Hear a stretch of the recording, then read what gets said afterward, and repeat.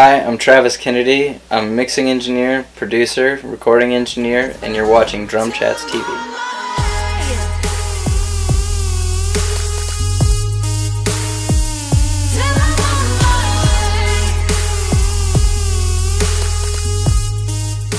Hey guys, my name's Travis. I'm with DrumChats, and I'm sitting here with Travis, who is a professional engineer and mixer and producer and my former Pro Tools teacher. Trav, thanks for chatting with us today, man. Of course. So, it is a little bit different talking about drums with an engineer versus a drummer, but Right. I think that the perspective and the outlook from engineers is overlooked. So, kind of going straight into it, you being an engineer, what exactly does that mean if you were to describe that to someone who doesn't know what it means to do what you do, how would you describe it?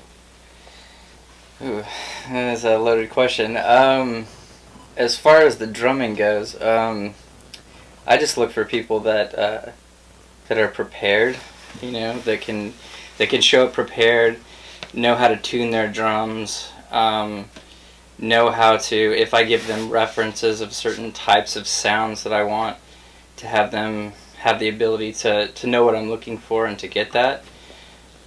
People that do their homework, if I give them reference tracks, or even if I give them the rough, like the demo of what we're doing, to walk into the studio 100% prepared and be able to lay it down really in one take. Just somebody that practices all the time. Yeah. Practices with a metronome, somebody that can pull and push on a groove, and somebody that's just that's really easy to work with. Yeah.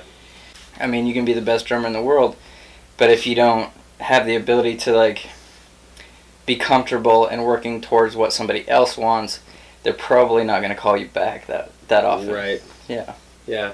So, let's see. What else?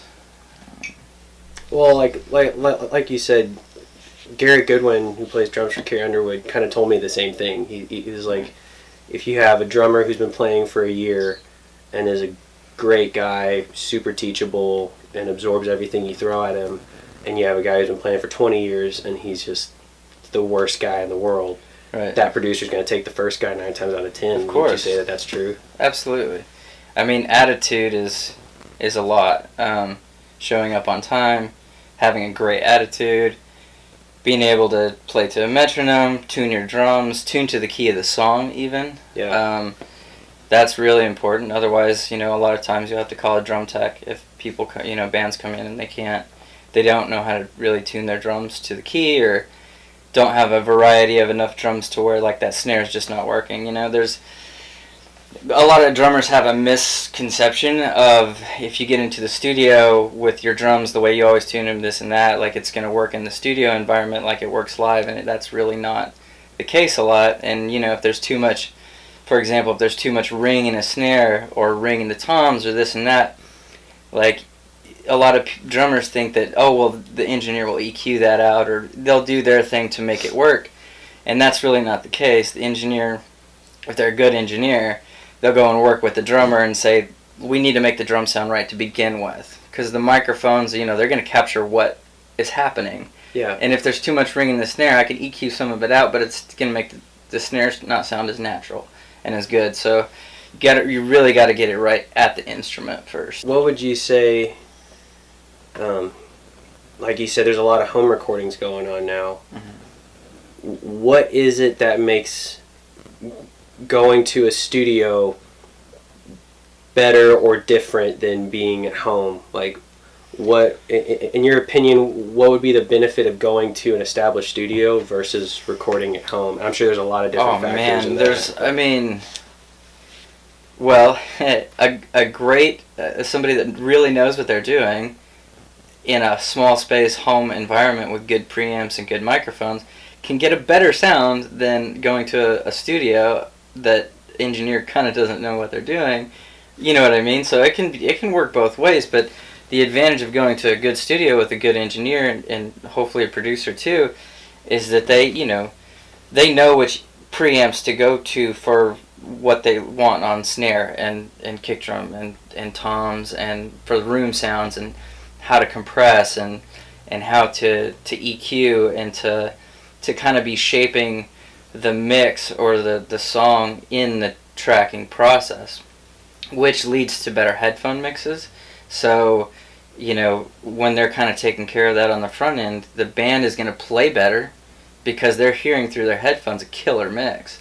You know, in a home recording environment when everybody's in a living room or whatever, you know, unless if the engineer really doesn't know what they're doing, then the band can't really give that greater performance because they're maybe not hearing everybody as well as they should. You know, the kick drum sounds like, you know, a piece of cardboard. You know, it's not tuned to, you know, well enough. There's too much ring in the snare. Like I said, all those factors play into it. And so, you know, if you have the budget, it's highly suggested. Please still go to work with professionals. It's kind of like, you know, it's like anything. You know, you can watch YouTube videos on how to remodel a bathroom, but if you hire a professional, it's probably going to look better. Yeah. You know, like that's just the way it is. So. Yeah. I mean, that kind of says a lot. I think a lot of guys, you know, and you touched on it, are wanting to know how to do it themselves. Right. Or, you know, what, and a good segue, in your opinion, for the guys who can't afford to go, you know, to Studio 606 and have Dave Grohl's guy record them, where would be a good starting point? And they say, I've got drums, I can play, I just want to get a demo set or something. What would you say would be the bare minimum for somebody to track in home and get a decent quality sound for a demo or for them to pass on to somebody? Oof. For a demo, you can get away with a lot with a demo. The room does play into it.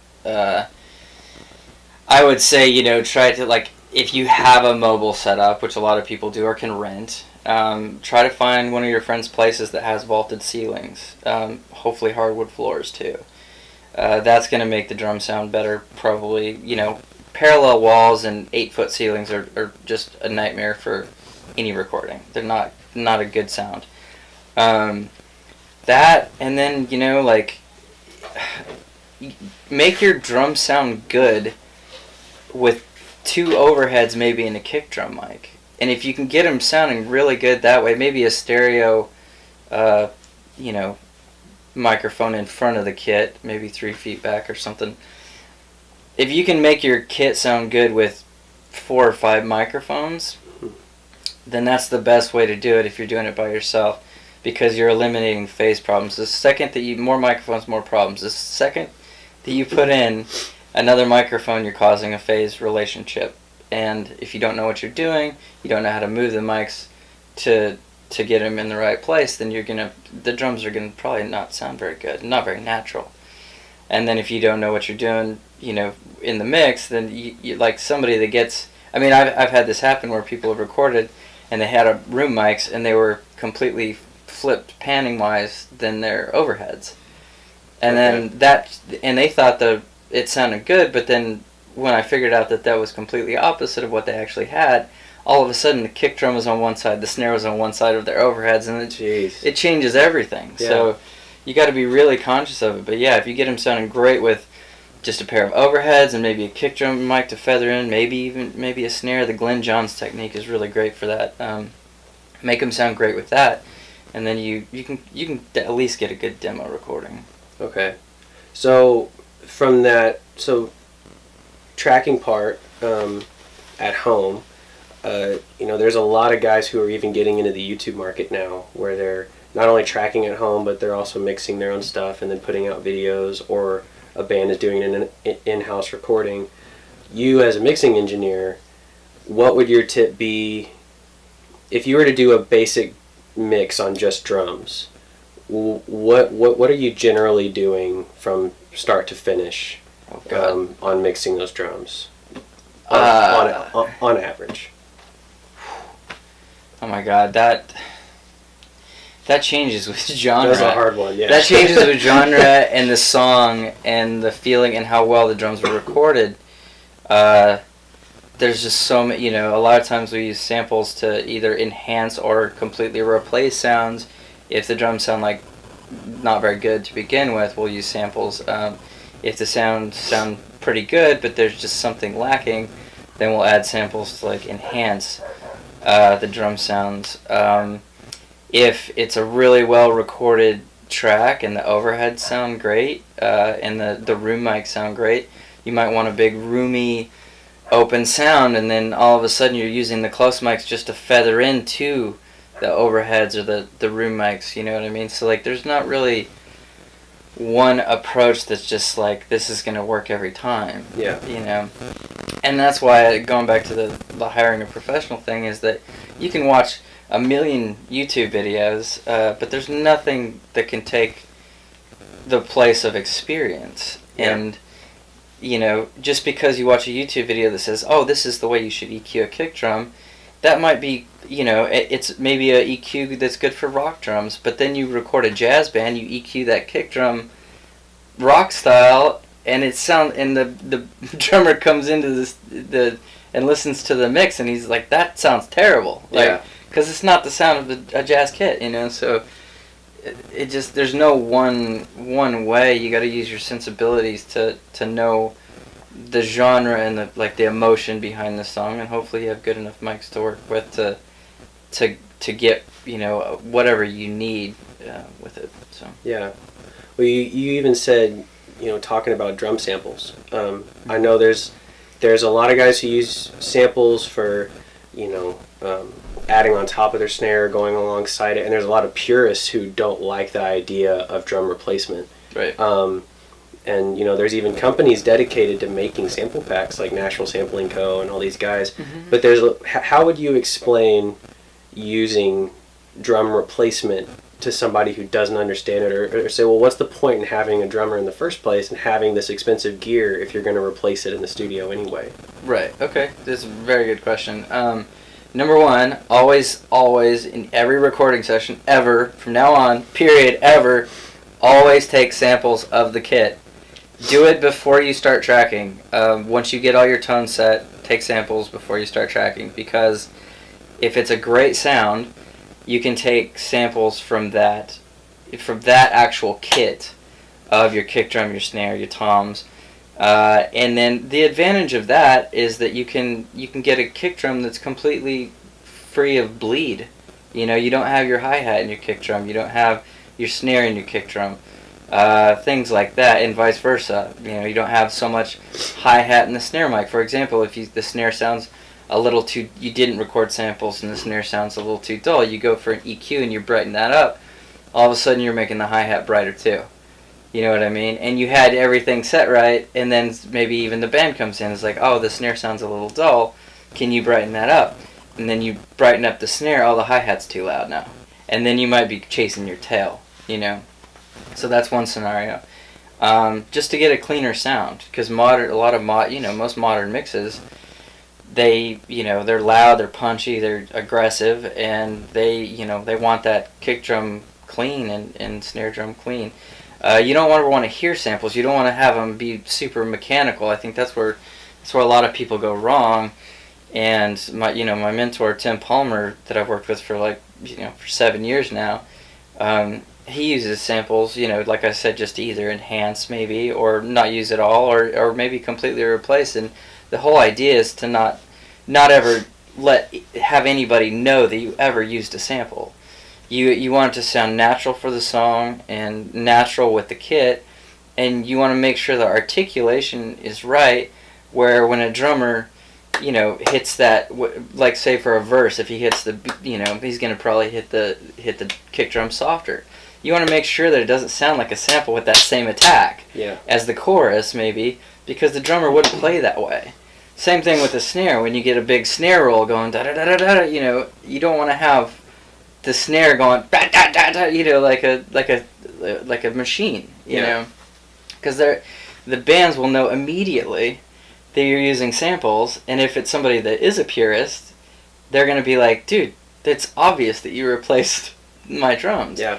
But there's a lot of people that, that I've worked with and they were like, "Oh, my drums are my sound," Right. This is that, and I'll totally completely replace the snare drum and kick drum, and they're like, "The mix sounds killer. I love the way my snare sounds on it." It's like, yeah, it's your snare, but it's not their snare at all. Yeah. It's just that you're taking their performance, which was good, and you're taking all the articulations. You're just making, you're choosing maybe a better snare for the song, maybe one that's in tune with the song, things like that. Yeah. So, that's coming from a place where you're miking everything, your room, and this and that. Getting into tape machines. I watched an interview of Dave Grohl, and they were talking about the Foo Fighters doing one or a couple of their records all to tape, and going back old school. Yeah. How different would you say mixing, and how much mixing goes into mixing a recording on tape versus straight to Pro Tools? And I mean, there's a lot of different factors, even the recording process. Yeah, huge difference. I mean, if you're gonna, nowadays, if you have budget, I mean, I love recording to tape. I love the sound of tape. I like what it does to the transients of everything. The cymbals, I mean, I love the sound of tape. But the thing with tape is you really have to get it right to begin with, especially if you're recording just a tape. You have to make sure you're being extremely cautious and careful of every single step of the way. You can't, if you're going all to tape, you can't put it in Pro Tools and phase align the snare bottom to the snare top. You can't phase align the kick in to the kick out if you want to, or move that or whatever. You can't all of a sudden change your relationship in far to near of your room mics to your overheads, things like that. So the engineer has to, you got to be spot on, and you got to really, you have to commit to the sound. If you're in Pro Tools, you can do basically whatever you want after the fact, but you can go wrong in that way because you're just fiddling with crap for too long, and then you might be actually taking away from the vibe of the rawness and the energy of what you can capture when you're recording to tape. So, there's benefits of both, I think. And unfortunately there's not a lot of bands that can play well enough to where it's even possible to really record to tape. Right. And the budgets usually aren't there to do it either, so then you end up in the Pro Tools realm, and then you have 5 takes, and then, this chorus sounds better, you pop it in, that sort of thing. Yeah. You can't do that with analog. You can do analog, and then you can dump it into Pro Tools and then pick takes from there, which that's a good process too. But if you're doing it that route, you have to rely on performance. The performance has to be there. The consistency of for example, another thing, if you're recording all to tape, how, maybe in the last chorus that the drummer's gotten a little bit tired and he's hitting his snare drum a little bit weaker now. It's changing the way the EQ's reacting, changes the way the compression's happening, changes the dynamic and energy, all of that stuff. You have to be, solid from start to finish on the song. Yeah. Okay. Well, then how, from that, and kind of going back to the home recording thing, there's a lot of guys who who may not even know what mics to use where or when or how. Some guys say, I like Audix, or I like Shure, for this or that. For you, if somebody came in with just a 4-piece with a hi-hat crash and a ride, where do you kind of get your brain started on how to mic, or what kind of mics you're going to use generally in a big room whenever you're trying to get a lot of reverb, for example?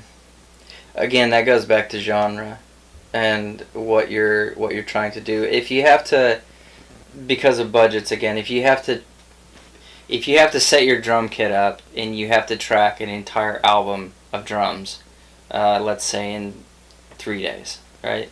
You're probably not going to get to change a lot of stuff out. You're not going to be changing a bunch of cymbals and snares and toms and kick drums and moving them from one place of the room, or moving them to a completely different room, and this and that for different sounds for the songs, right? Yeah. So if you're in that scenario, then I use a lot of mics. I'll do maybe a mid-side for the overheads and a space pair. I'll have close mics on the toms for sure, close mics on the kick in, kick out, maybe a 3-foot kick, maybe a snare top, snare bottom, and maybe 2 sets of room mics and maybe a mono room mic, which ends up being like 20 mics or so. Like we talked, we're kind of going in the opposite direction now, but I'll make the point.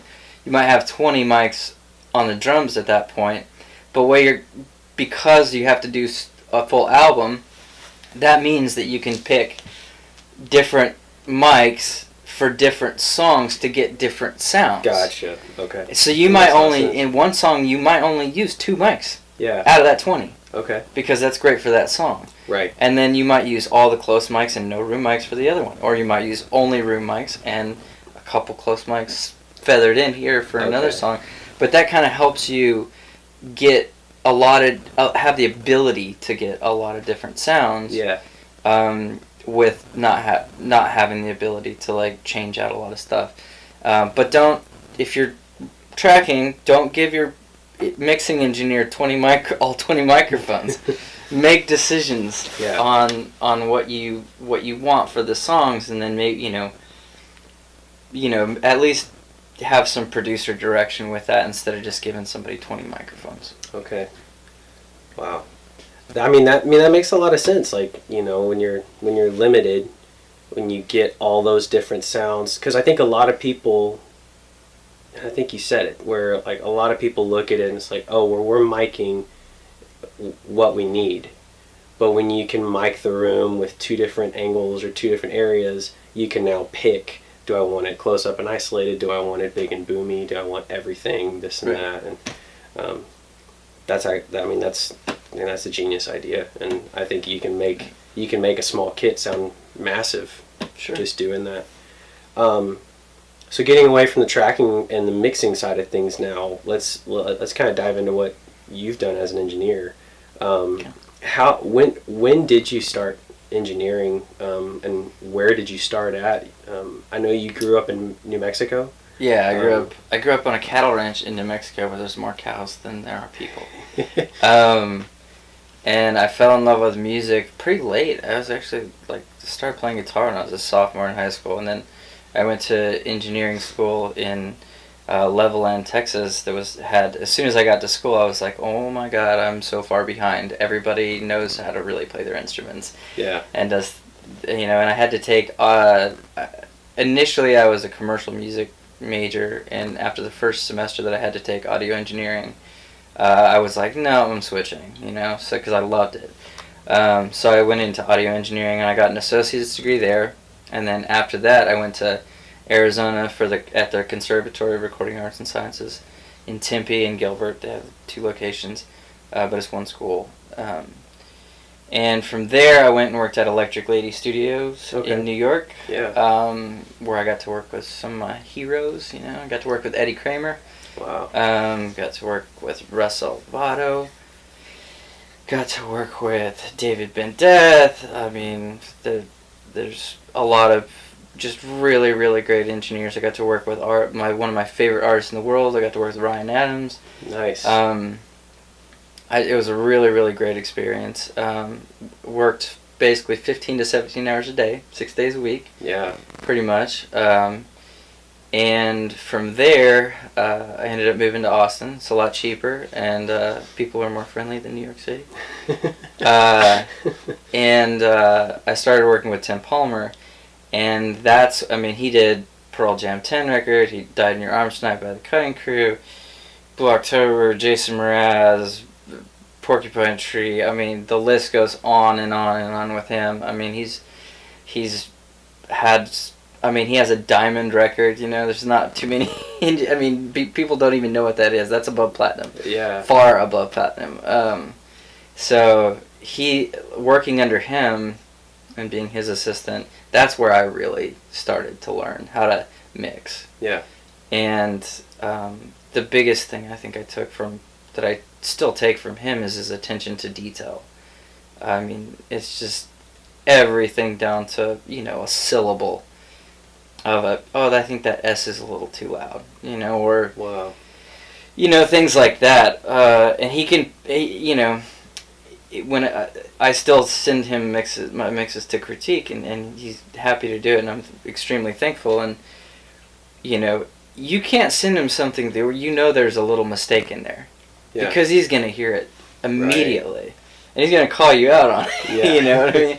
So that's where, and then I have my own mixing studio that's here now, and that's primarily mixing now. I do producing and engineering when I can, when there's the budget, but I like both worlds. But considering working under Tim, I've kind of gravitated to doing a lot more mixing. Yeah, I remember you introduced me to Tim a couple years ago, and he did Switchfoot's "Oh Gravity" album, which is one of my favorite albums of all time. And how did you get connected with him? I mean, him having, a lot of people didn't even know who he was until Pensado's Place. From what I think you and I had a conversation about something like that. And yeah, there's a lot. I mean, it's so funny. There's a lot of it that goes back to like a really bad system, or that goes to a really bad system of credits. Yeah.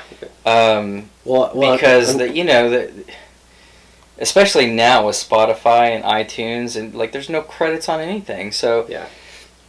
There's a bunch of engineers and producers that I still look up, because I like their albums and I like what they do, but a lot of people have no idea who the people behind the scenes are, that are producing, mixing, making these magical records that they do play. You're like, it's an extension of the band. Right. They are a vital role in helping get to achieve a great product. But anyways, I met Tim. He was a keynote speaker at Blue Rock Studios for an Audio Engineering Society event, and his speech was great. And I met him briefly there. Everybody was wanting to talk to him, so I didn't spend too much time. But then, luckily, one of my friends had he got backstage passes to the John C. concert that was at the Austin Music Hall. And his girlfriend couldn't go, so he asked me, and I love Sigur Rós, so like I've always been a big fan, and that's like John C. was his solo project, and he happened to be good friend. Tim was there, and he knew the front of house engineer that was working the show. Okay. And so he was waiting to get backstage, and so was I, and I was like, oh my god, that's Tim Palmer, Yeah. And so we just started talking there, and I said, if you ever need anything, if you ever need any help with anything, just let me know. And 7 years later, we're working on a project together as of this week. So. All right. Yeah. I mean, he seems like such a great guy. Like, you see him getting these awards and this and that, but then you talk to him outside of it, and it's like, man, this is a down to earth guy. And like you said, I think a lot of the greatest records now, I mean, the artist gets a lot of the credit because their name's on it, but there's so much effort and really artistry that goes on off camera and off, behind the scenes with, the tracking and mixing and who's really producing the record and totally doing everything. Absolutely. Yeah, I wish that people, really understood that, or, and took that into account. Like I to me, a good way to look at it is like the analogy is like the tracking engineer, or the tracks that you get given to a mixing engineer, if like you were a painter, it's like the color palette that you get, and then the mixing engineer is the one kind of painting the picture. Yeah. It's choosing the perspective of what you want and focus when you want, and it's a moving picture too, so I guess more like a movie, but like you're creating that depth and that dimension, and what's in focus, what's bright colored, what's dull colored, you're creating that atmosphere. Yeah. And so and then the mastering engineer chooses the perfect frame and puts the nice glass over the top of it, Yeah. That's that sort of thing. But yeah, I wish that people understood. We'll work on a 3.5 minute song all day. It might be 10, 12 hours. Yeah. On a 3.5 minute piece of music. Right. So it's just it definitely is an art form for sure.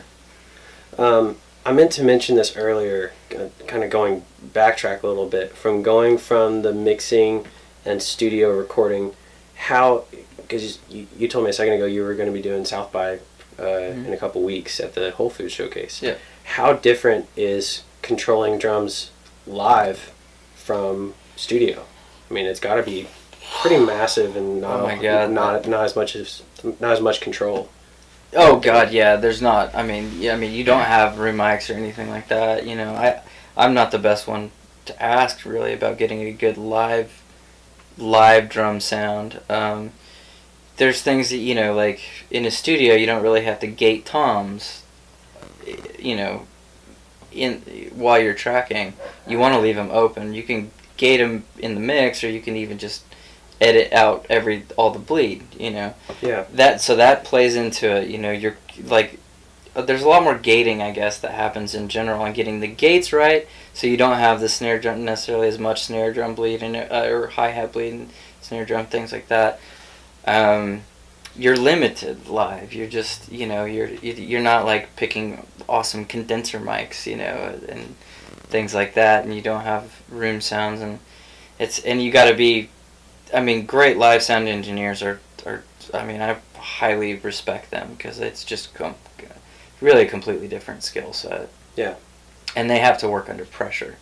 I mean, not to say that the recording engineer in the studio doesn't work under pressure, but you know, if something goes wrong, and all of a sudden you know, there's 50,000 people, and you can't hear the snare coming out of the PA. Yeah. That's a big problem. Yeah. Or, you know, you've seen the horror, you know, videos on YouTube of things like I think it was Mariah Carey where her vocal mic just went out? Yeah, just cut out immediately. Yeah, just cut out. I mean, somebody was fired over that, I'm sure, you know, some things like that. Like, I'm a nervous person anyways, and I worry about things. Like, I don't think I'd ever be able to do it live. It takes a certain personality to be able to cut that. Yeah. Yeah. I mean, it's crazy, man. And, you know, talking about it again, I think whether it's live or in the studio, I think engineers like yourself are overlooked, where, you know, and credits aren't always readily handed over when there is a lot of backstage and behind the scenes stuff that goes into whether it's mixing and editing an album or everything that goes into a live production. Oh my God, yeah. Yeah, people. Yeah, if there's any people that are not music or engineering nerds that are watching this, just next time you go to a big show, think about that. Think about who put all the lights up, and how many the riggers, and you know all the, you know, God, how the light show is programmed. Yeah. You know, and the people that put down all the you know, the set list and the tape and just the list goes on and on and on. Like bigger productions is, you know, huge crews of people that are putting on the show for you, and they all have their part. You know. Yeah. Well, man, it's been good talking to you, man. Yeah, of course. Appreciate your. Anytime. It's great to get the input of an engineer's perspective on the importance of drums and the importance of doing drums right, whether it's in the studio or live. So, sure. Yeah, everything you said I think has been helpful for myself and people at home. So, great. Yeah, you can find Travis at traviskennedysound.com and stay in touch with what he's doing. And appreciate you talking to me.